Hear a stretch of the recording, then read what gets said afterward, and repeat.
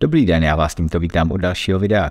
Co kdybych vám řekl, že můžete ušetřit při cestování mimo Evropskou unii pořádný balík peněz na roamingových datových službách? A skutečně je to pravda, a to díky službě Airalo. Pojďme se tedy na tuto službu podrobně podívat. Jestli jste na tom jako já a rádi cestujete i mimo oblast Evropské unie a všude na cestách k sebou taháte iPad, MacBook, iPhone a prostě nemůžete bez toho online světa být, tak Airalo je pro vás tou pravou službou. Na území Evropské unie si již dlouhou dobu užíváme volnosti v tom, že neplatíme žádné roamingové poplatky. Kdo z nás si dneska ještě vzpomene, že ještě před několika lety, když jste vyjeli jenom tady za hranice naší republiky, vám byly účtovány poměrně vysoké poplatky jak za telefonování, za SMSky, tak především za data. Tohle již naštěstí nezažíváme, ale pokud vyjedete za hranice Evropské unie, například do Turecka, do Egypta, do Švýcarska, pozor na to Švýcarsko, do Spojených států a nebo kamkoliv jinde ve světě, naši operátoři nám stále účtují poměrně vysoké ceny a za používání dat, tak jak jste zvyklí, můžete skutečně zaplatit až desítky tisíc korun. V tomto videu si tedy tuto službu představíme a podíváme se na to, jak funguje. Jak jednoduché je ji používat a jaké jsou její největší výhody. Takže se pohodlně usaďte a připravte se na cestu bez hranic. Co tedy je služba Airalo a jak funguje? Airalo je služba nabízející elektronické SIM karty s datovými balíčky pro cestování po celém světě bez roamingových poplatků. Znamená to tedy, že pokud si pořídíte elektronickou SIM kartu Airalo, můžete cestovat po celém světě bez obav z vysokých roamingových poplatků a využívat vaše datové služby aspoň trošku tak, jak jste zvyklí tady u nás doma. Pojďme se tedy podívat, kolik peněz vlastně můžete s Airalem ušetřit. Já tady mám roamingový ceník operátora Vodafone a díváme se na zónu 2. Zóna 2 je zajímavá, protože je tam například Egypt, Turecko a Spojené státy americké. A jak si můžete všimnout, tak cena za 1 MB, kterou nám operátor bude účtovat, je 7,70. To znamená, že za gigabyte zaplatíte 1000krát tolik. A je tam také moje oblíbené Švýcarsko. Takže cena 1 GB v zóně 2, to znamená evropské země mimo EU, Severní Amerika, Východní Asie a Austrálie, je 7700 korun za gigabyte. Pěkný, no. A pojďme se podívat, kolik tady za to zaplatíte Airalu. V Turecku si 1 GB na 7 dní můžete pořídit za $450. To znamená při dnešním kurzu nějakých 100 korun.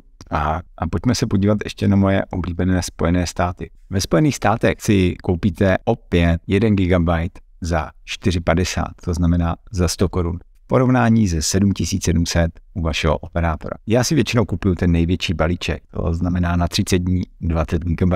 A vidíte, že 1 GB v tomto případě vychází na $2.10, co znamená v podstatě nějakých necelých 50 korun.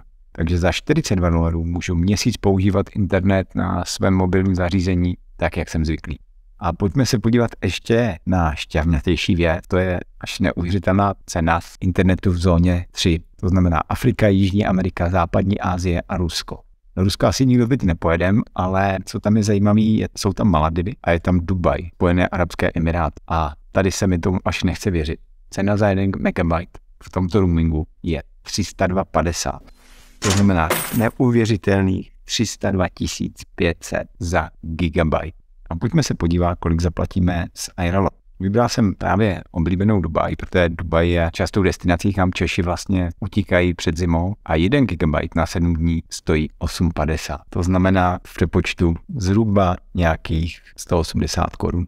Je až neuvěřitelné, že ještě v dnešní době vlastně operátoři účtují takové ceny a já rozhodně doporučuji každému, aby si vypnul roaming mimo Evropskou unii. Jak tedy službu Airalo používat a co k tomu budete potřebovat? Potřebovat budete především telefon, který podporuje 2 SIM karty. Ale pozor, je důležité, že jedna ta SIM karta musí být elektronická. Pokud máte tedy iPhone, jedná se o modely iPhone 11 a vyšší. Pro využití služby si tedy do svého telefonu musíte nainstalovat druhou elektronickou eSIM. S její bezproblémovou instalací vám pomůže intuitivní aplikace, kterou si můžete stáhnout na App Store nebo na Google Play. Poté si jen předplatíte vámi požadovaný balíček dat a můžete začít cestovat. Balíček dat je možné si zakoupit na konkrétní zemi anebo oblast. Dále si musíte vybrat požadovaný objem dat a dobu platnosti tohoto balíčku. Balíčky lze po jejich vyčerpání libovolně dokupovat. Takže nemějte obavy, když to přeženete, nezůstanete bez spojení. Pojďme si tedy ještě jednou zrekapitulovat výhody využívání služby iRollo. Ta hlavní výhoda je tedy velká úspora peněz. Dále iRollo nabízí ty balíčky prakticky po celém světě. Na jejich stránkách přehledně naleznete všechny destinace, kde vlastně tuto službu můžete využít. A to včetně cen jednotlivých datových balíčků. Ceny si můžete porovnat s cenami vašeho operátora a uvidíte, že iRollo nabízí skutečně o hodně nižší ceny, než jsou roamingové ceny vašeho operátora. Za mě je použití této služby velice jednoduché a intuitivní a nemělo by dělat problémy komukoliv z vás. Moje osobní zkušenosti s touhle službou jsou jenom pozitivní. Jen pro zajímavost, s mojím iPhone 11 ve Spojených státech jsem byl schopen využívat dokonce i služby operátora, které nebyly v seznamu uvedeném na jejich stránkách.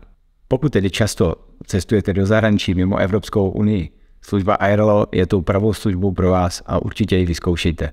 Dole v popisu videa najdete link, tak neváhejte, nainstalujte aplikaci a připravte se na vaši další cestu do zahraničí. Aplikace iRollo je kompatibilní s většinou moderních mobilních telefonů a ke stažení je k dispozici zdarma. Pokud hodně cestujete, podívejte se taky tady na kanále na video, kde popisuji, jak levně nakoupit letenky. Tohle by bylo pro dnešní video vše. Pokud se vám video líbilo, dejte mu like, sdílejte ho a pokud nechcete přijít o žádná další videa, dejte odběr kanálu. Já se s vámi tímto loučím a těším se s vámi na shledanou u nějakého dalšího videa a doufám, že jste si zase něco užitečného naučili.